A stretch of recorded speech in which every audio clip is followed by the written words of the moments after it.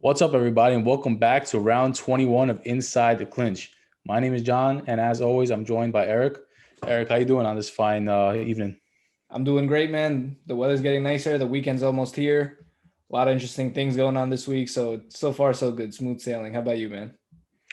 Well, I had a pretty boring day so far. Just been studying for most of the day. Been grinding, so I'm looking forward to this next 30 to 40 minutes to talk about MMA. Nice. Yeah, glad we can distract you. There's a lot of interesting things going on this week. We have a good card this weekend. We have the Venum deal. One also had their first event on TNT, which was pretty exciting. They are going to have a few more over the next couple of weeks. So a lot of things to discuss. Where do you want to start off? Let's start off with the UFC card coming up. Let's Marvin Vittori is taking on Kevin Holland. Kevin Holland just fought a few weeks ago, had that upset loss to Derek Brunson. A lot of people thought that Kevin Holland was going to go in and start Derek Brunson, but that wasn't the case at all. He was doing a little bit too much trash talking in the fight. Um, his public perception changed a little bit after that fight, I believe. Um, and he's going against a tough guy in Marvin Vittori, a very highly regarded prospect. So let's see. I mean, after Kevin Holland's last performance, it's kind of hard to root for him, or not. Let me take that back. Not to root for him. I kind of don't see him winning this fight after his last performance. I kind of lost confidence in him, but this is going to be a good fight, I believe. Yeah, I agree. The way Kevin Holland fought last time was, I guess, pitiful to say the least. He was talking a lot of shit and not actually doing anything to back it up. He lost to Derek Brunson, someone that he was favored heavily to beat. But once he got taken down, he didn't really have an answer for any of the wrestling or grappling that was being done. Marvin Vittori, he's another really tough competitor. He has 9 submissions in the UFC, so I mean, he knows what he's doing on the ground. So I feel like if he takes Holland to the ground, it's going to put Holland in a lot of trouble, and we can see a lot of what happened last time. That being said, Kevin Holland, he did seem like he understood what kind of an opportunity he blew last time. He did seem upset with his own performance with himself, and he realized that he just hurt himself at the end of the day, and it seems like he took that into consideration. It's in his head now, so hopefully that impacts his next performance, and we get to see something actually spectacular. Yeah, but how is he gonna like? I understand that maybe his mindset is gonna change a little bit after this fight. Maybe he's gonna talk a little bit less shit. But like, how is this gonna help him improve his takedown defense? His takedown defense is his takedown defense. That's why he was taken down so much in that fight. It's partially, I'm sure, it was due to all the trash talking, not being as focused.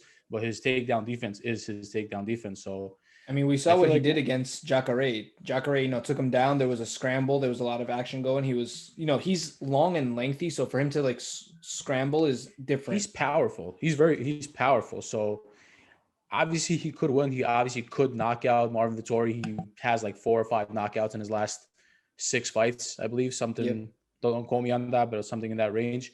So I mean, like, he has the power, but so does Marvin Vittori. And as you said, Marvin Vittori is well equipped on the ground. He has 9 submission wins. So if he utilizes a similar game plan to Derek Brunson and utilizes his takedown, his wrestling, his jiu-jitsu, I feel like it could be a successful night for him. But it's always a tough task to take on Kevin Holland.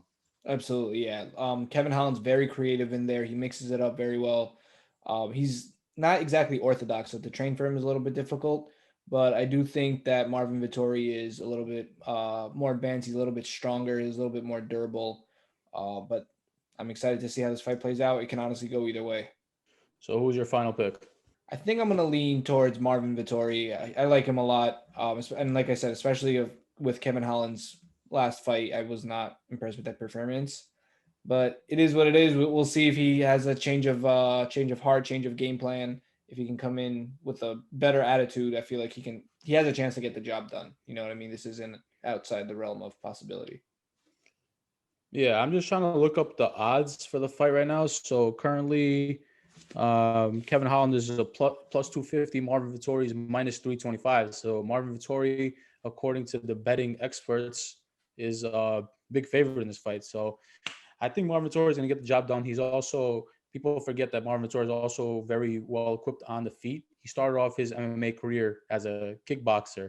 So he's he's he's well diverse in the striking department as well. So I mean, it could go either way, but I'm probably leaning towards Marvin Vittori as well. Some other names that are going to be fighting on this weekend's card. We have Arnold Allen taking on Sadiq Yusuf at featherweight.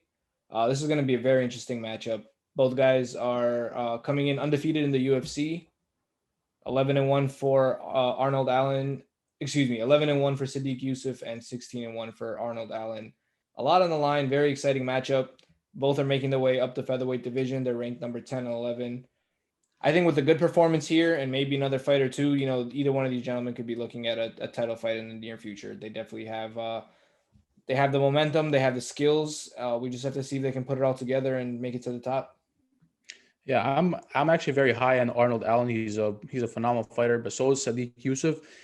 Two up and coming fighters in the UFC. I feel like it matched them up to eliminate one of them. So this is going to be like a road to closer to the title shots. But I feel like this is going to be a very exciting fight, very high level mixed martial artist, and I feel like this could be like a fight of the night or something like that.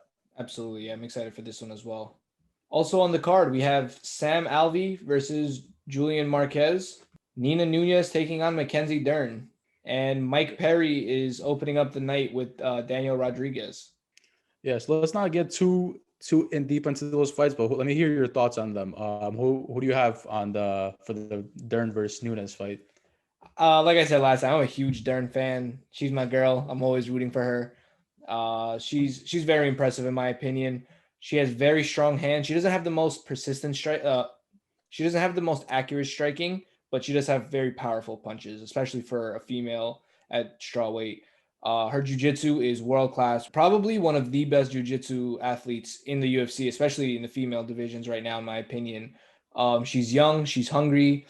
She's a mom to a beautiful young girl. I mean, I like everything about Mackenzie Dern. She's great in my opinion. Yeah, so what a lot of people don't know about this fight, so the girl that's fighting Mackenzie Dern, that's Amanda Nunes' partner. It's gonna be an interesting fight, but I'm with you. I think that Mackenzie Dern is gonna get the job done.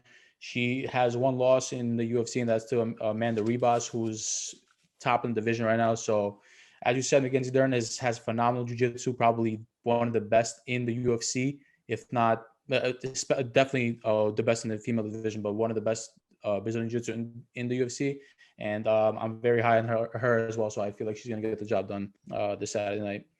Yeah, I think Dern, just to add on top, Dern has faced a lot higher level of competition, I feel like, in the octagon and in her jiu-jitsu career. She's fought the best of the best. Oh, in the UFC, I guess you can't say the best of the best yet, but as far as jiu-jitsu goes, like I said, she's with the exception of that Ribas fight, she's been very, very impressive. She's been winning in very dominant fashion with knockdowns, submissions. She's just a savage.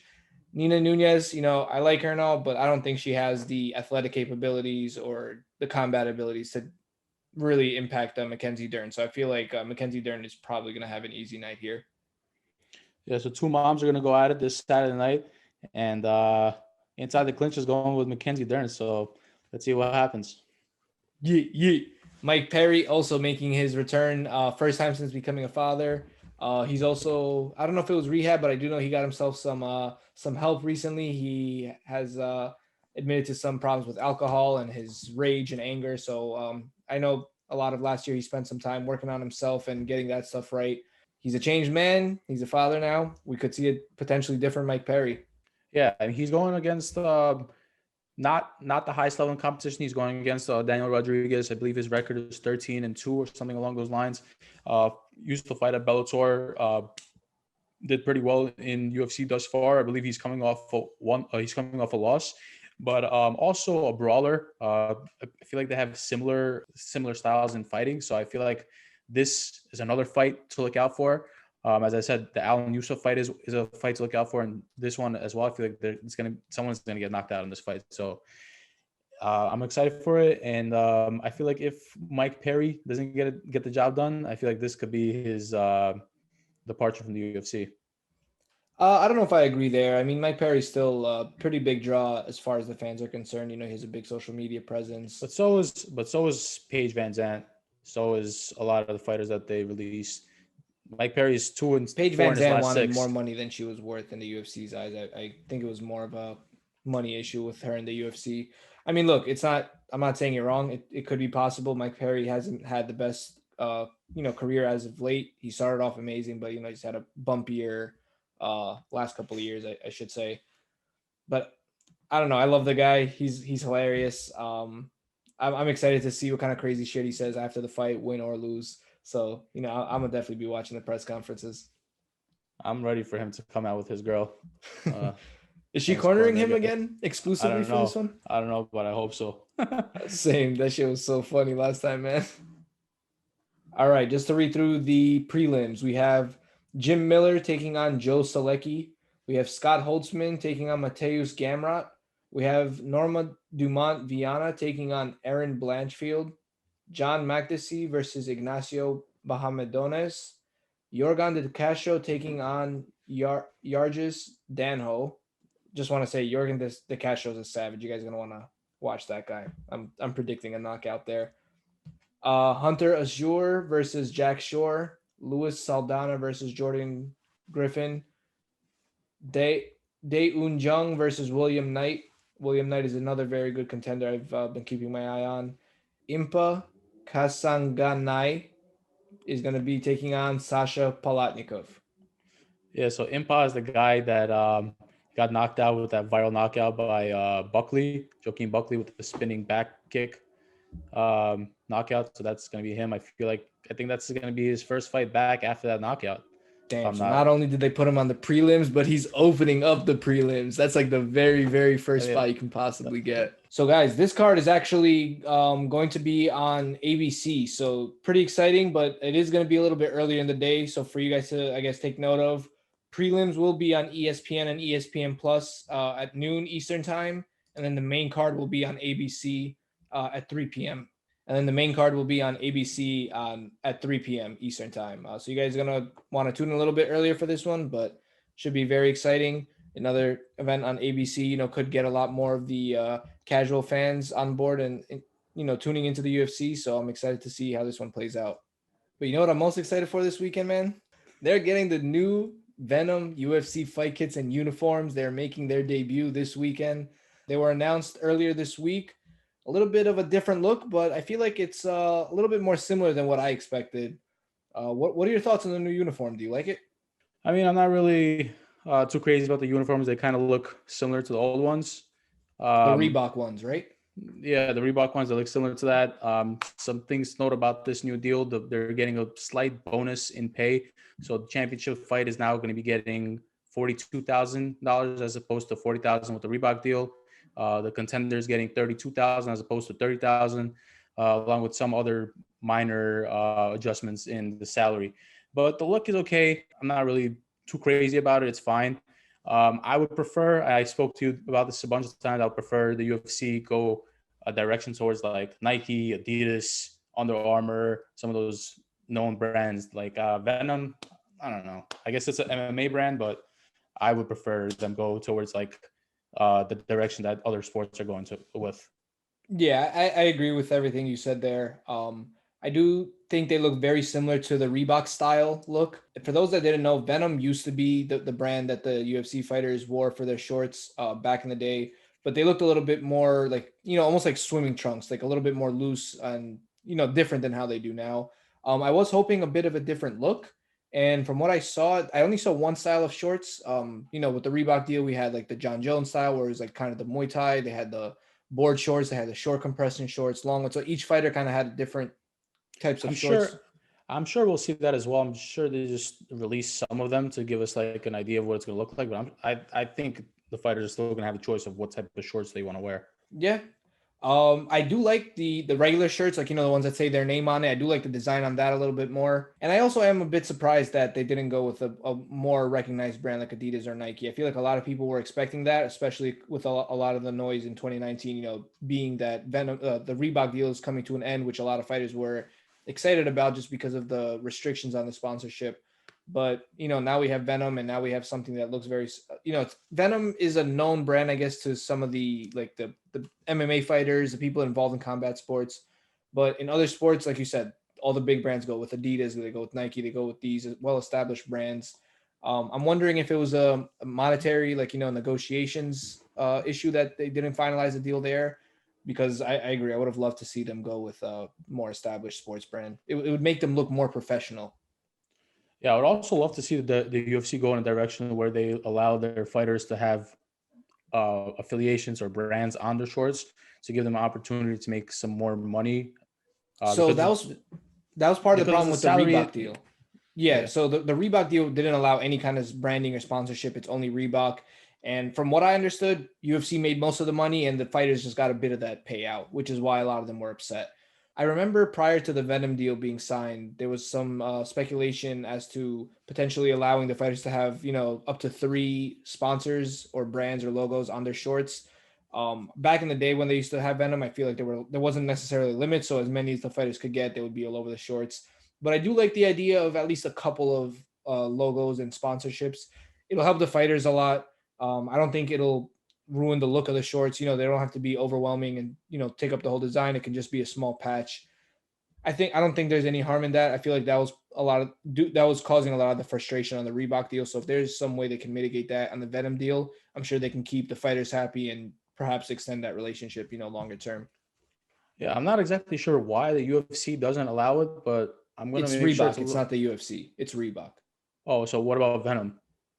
Do they allow it? Um, I don't think they allow it either. And like I I said, they don't used to know. allow it. So now I don't know how the deal is. There was rumors that they were going to allow it, but I haven't heard anything since. So I don't know what the situation. I don't know what the situation is, but I think it would be great if they do allow it because they Yeah. basically signing an exclusivity deal saying, hey, we're the clothing brand of this organization. So that's why whenever they're on TV, they can't even wear like their own shirts and stuff. It has to be the UFC's shirts of theirs. You know what I mean?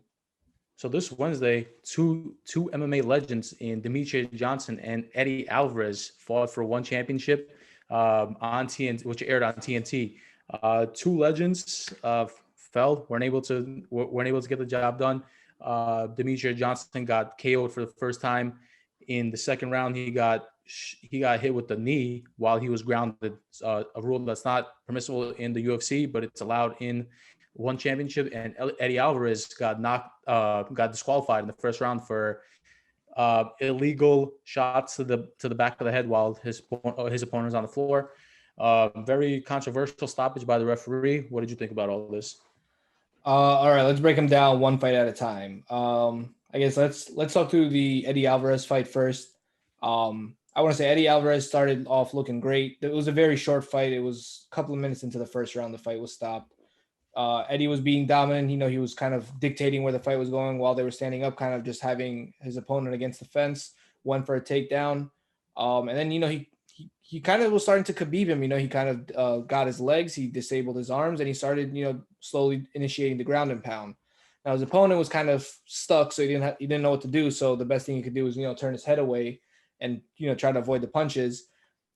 And Eddie Alvarez was punching him, but from what I saw, those punches were hitting the ear. There was maybe one punch that didn't land legally. So I guess for some clarity on this rule, you are allowed to hit anywhere as long as you're making contact with the ear. From what I saw from the replays, it looked like maybe one shot was illegal. I felt like most of the punches were hitting his ear, and I feel like his opponent just turned his head away. It wasn't something that was done maliciously to break the rules or harm his opponent. I don't see any foul done on Eddie, and I'm kind of really upset that happened to him. And just to see the way it ate him up after was just really heartbreaking for someone like Eddie.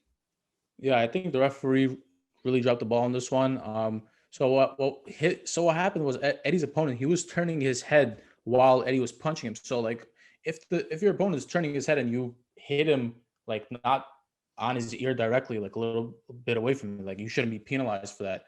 It's a fight. So like I don't understand what the referee was looking at, and I really don't understand how Demetrious Johnson gets KO'd by something like that, and his opponent doesn't get disqualified. But Well, I Eddie mean, all right. Alvarez, So I understand it's different rules. But I don't feel like Eddie Alvarez did anything wrong. He didn't really punch him in the back of the head. The guy was moving his head, as I said. So as he was moving his head, he missed and got the spot of his head. It's not really his fault. yeah, I agree. And you kind of saw Eddie. He hit him once. He kind of waited for a second, and he kind of hit him again. Like it wasn't like nonstop hitting. Like he kind of waited a second to try to gauge that shot. For it not to be illegal. But yeah, very like you said, the ref dropped the ball on that one. Very disappointing. Demetrious Johnson also had a very interesting outcome on his fight yesterday. He started off the fight not looking too bad himself. I don't want to say as dominant as Eddie, but it was a pretty even match. He lost the first round. It was a pretty close round, but his opponent did take the first round. And in the second round, he got caught with a nice hook or uppercut, I believe, and then it was a beautiful knee to pretty much TKO him, knock him out. A lot of interesting things happen here. We saw a knee to a grounded opponent, something that's been catching a lot of controversy in the UFC over the last couple of months. But the rules are different in one, so they do allow this. I think the most interesting thing is that after getting knocked out that way, Demetrious Johnson still says that knees to grounded opponents should be legal. Aljamain Sterling, you're a bitch, sign that rematch. But I mean, that's a true competitor right there. He took a shot like an actual shot, and he took it like a man. He took the outcome, and he's ready to move on, and he's not making excuses for it. I don't know. I think the one definitely got a lot of eyes on them this week. Not only were they on TNT, which is an American network, which is big for them since they're in a lot of events in Singapore and Japan and that side of the world, but they also had two veterans like Eddie Alvarez and Demetrious Johnson on the card. So it was a nice way to pull in as many fans on this side of the world as they can to get attention on them. They do have a couple more events this over the next couple of weeks, so I think this was a great way to get the ball rolling for them. Yeah, it was just a little bit ironic to see two legends fall to such weird stoppages. And as you said, with Demetrious Johnson, something he spoke about, something he voiced, saying that he thinks that landing a punch to a ground opponent should be allowed in the UFC, and that kind of backfired on him. But he still supports it. I mean, what is he gonna say? Like, he's not gonna be like, "Oh yeah, I take my word back." So like, yeah, he agrees with it. But I want to see him come back stronger. I want to see Eddie Alvarez come back stronger. He was doing phenomenal to begin the fight, as was Demetrious Johnson. I feel like a little bit not as usual Demetrious Johnson himself, but still good. But I do really want to see both of them come back stronger and healthy. Yeah, I think it's time to get our first interviewee, the Spartan Caruso. Time to get him that matchup with Eddie Alvarez. Let's go, one championship. Sign that shit. Oh yeah, let's go, Team Caruso. So John, also earlier this week, Dana White posted a picture with the owner of Pride and Mayweather. Not sure what exactly that was supposed to mean. Not sure if that was just a nice reunion and just sit down with some of the biggest guys in fight sports, or if they're planning something interesting. Do you think this means anything? What do you think is happening here? I'm not really sure. I mean, it might mean something, but I feel like this is just Dana White trolling again, just getting the media riled up and just like talking about it as we're doing right now. I'm not really sure what it could be. What are you thinking? I don't know. The only thing that could potentially make sense would be if somehow because I know the UFC is trying to get Zuffa boxing rolling. I don't know if they're trying to do something in the boxing promotions, since Mayweather was in that picture. I can't see Mayweather being involved in anything MMA unless he's just financially supporting it. I don't know. That's a lot of money in one picture. I'll tell you that, man. I don't know what's going on there, but if they are planning something, it'll be huge. I'll tell you that. Maybe it's so weird to think like three people are just taking a picture next to each other and something has to be happening. Maybe they just like ran into each other. Obviously, all three of them are big, notable people. Saw each other. Oh, hey, let's take a picture. Took a picture, and like now it's such a big thing. Like, I don't. Maybe it is something. Some big news is coming out, but I really have no idea what it could be. It would be great if we hear something, but yeah, I'm not really expecting anything, to be honest. Just want to get your thoughts on that. Yeah, so before we wrap things up, let me just run by some more MMA news. So Jon Jones wants to be released from the UFC. Dana White is not giving him the money that he wants. What do you think of this whole situation? I'm confused what happened. So Dana and Jon Jones just had a sit down. It sounded like it went well. Jon Jones made a tweet that he sounded satisfied. Dana sounded satisfied. A day later, we hear that Francis is fighting Derek Lewis. Then we hear Francis doesn't want to fight Derek Lewis. I have no idea what's happening right now, but very, very weird situation. Yeah, I'm really hoping they get this fight together with Francis and Jon. Francis and Lewis is going to be a fun fight, but as I said, I think they have to make this Francis and Jon fight, and they have to figure out this money situation. But some more MMA news, probably the biggest news of them all. Valerie Loureda from the Bellator has a fight coming up on May 7th with Hannah Guy. Hannah is currently 2-1. You and I are both huge Valerie Loureda fans. So, what do you think? What do you think of this matchup? I wish they gave her a little bit more of competition. I do think Bellator is trying to, like, similar to what I said about Mackenzie Dern earlier. I do think that Bellator is trying to probably build a brand around this girl, like build her up to be a star. Beautiful young girl. She's popular on social media. She has a lot of attention. Her opponent, on the other hand, not very popular at all.